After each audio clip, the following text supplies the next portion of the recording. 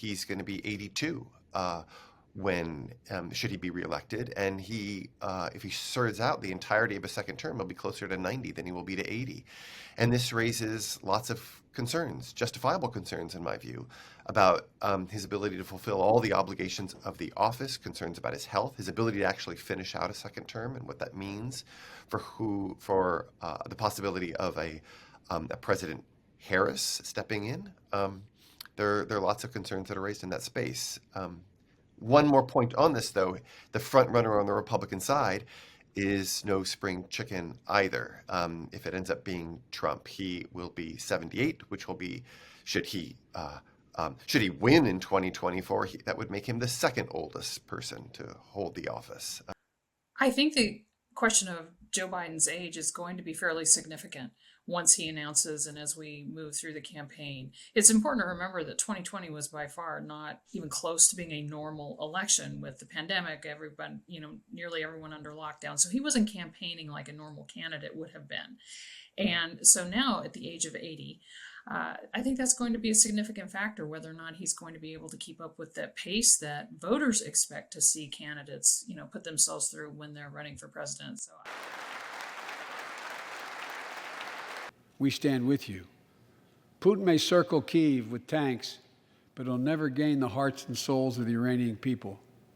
He'll never extinguish their love of freedom. There's a long history of Biden as both candidate and as senator of speaking kind of out of turn or saying things he wish he hadn't said, off the cuff, that kind of thing. And it's not so much that I would be concerned about. It's more the kinds of things that might betray declining mental acuity, but betray flagging energy that he can bring to the office. This is an impossible job. Donald Trump and the MAGA Republicans represent an extremism that threatens the very foundations of our republic. And he's all gaga. Then he walks off the stage.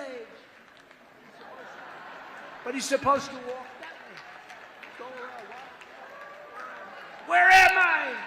I think we're going to have two very old white men as the front runners in a country that's increasingly diverse and whose average age is less than half, right, than their ages. So, like, what to do here again? I think Kamala Harris could be an asset, a political asset potentially for Biden. At least, she's decades younger than Biden. But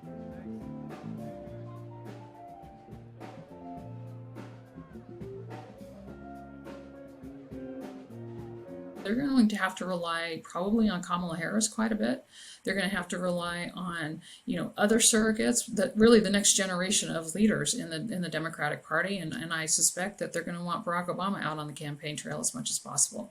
So they've got some people that they can call in, which we saw in 2022, we saw in 2020, but then that doesn't exactly leave a lot of confidence in the actual nominee if Joe Biden can't generate that kind of excitement without calling in the other younger, more charismatic people within the party. Biden's bid has never been about what he personally embodies or about his status as the most charismatic politician in the room. He's not. He's not as entertaining to watch as either Trump or Obama or Reagan or virtually anybody in the last 40 years. But he has been fairly successful at kind of cobbling together this broader coalition. So the question is that enough in our very individual-centric, politician-centric environment? In an environment where we do kind of look to politicians, particularly the president, to be entertaining and to be the focal point of the party and the nation in this specific way, can Biden make that work again? It's not clear. I think more generally that the thing that the Democratic Party is going to need to do is to figure out how to hand the mantle off to a younger generation, and to the extent that our parties, both parties, are struggling to maintain their cohesion and to be a force for good in disciplining our politics, that's going to be increasingly strained to the extent that they're seen as being, the party of the very old. President, will you come talk to us? I'm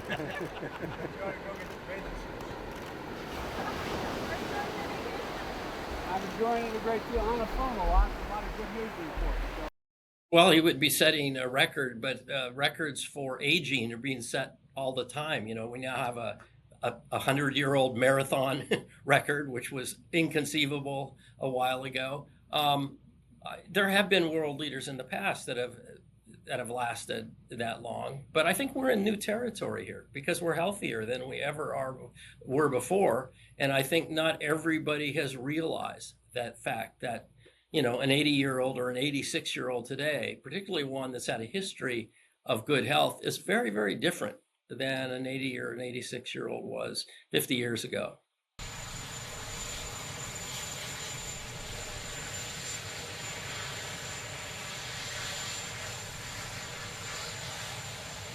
Well, there's no hard numbers, but I think we can get an indication if we just look at our ex-presidents. If you look at the presidents that died most recently, the older George Bush died at 94, Reagan and Ford died at 93. Jimmy Carter is still alive at 98, and then we have a whole bunch of younger presidents. There's some of them in their 70s and now. So the recent history is that the people who make it through all the stress and strain of those campaigns tend to be people that are ultimately very physically robust.